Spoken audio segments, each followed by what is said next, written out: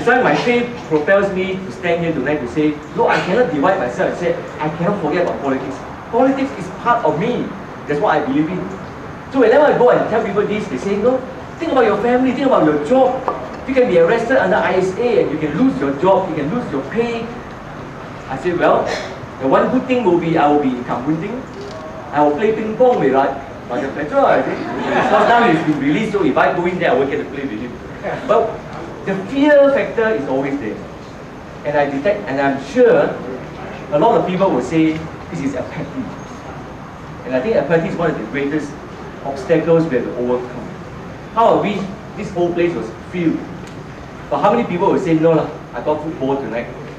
Or I've got to think about my job and my future, my family. In fact, those who ask me about, what about your wife and your children? My wife knows I'm here tonight. My children know that I'm here tonight. They've seen all my blogs. I have blogged very passionately about all these things. And even if I'm arrested, so what? Well, I believe that the church will take care of my family and my children. That's what we believe in. We are the community of God's people. So here we see translated people who are already arrested under ISA. We are behind them.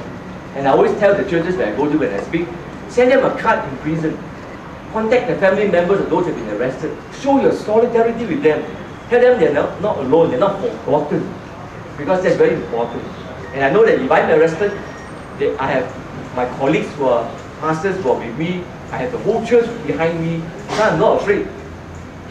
And second reason why I tell people I do this is just like the words of one other famous preacher 40 over years ago. He said, I have a dream. Well, I also have a dream. I dream of a day when my children will have a very good future here in Malaysia. A dream of a future where my children do not have to fill in forms to state religion or race.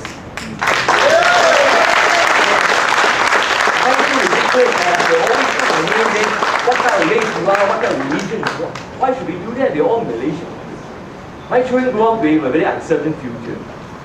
But I believe that the day may come. I may not live to see the day. I'm already in the 50 bracket. I may not live to see the day when the ISA may be removed. But if we start the seed now, one day it can happen. The Berlin Wall fell. The people thought it would not fall. It may take years, it may take 10, 20, 30, 40 years. But one day, we will reap the fruits of all the labor that we have put in. And I believe one day Malaysia will be free. So I have a dream where one day there's no black, no white, no yellow, no red, whatever. We all will live together as one in this beautiful country. And I think it's a beautiful country. We are a blessed nation with so much resources. And yet, the very sad fact that we are so divided in so many ways. How I wish, as I say, apathy can be overcome. And then all of us can come together and we can make our stand. This is what we believe in. So down with ISA.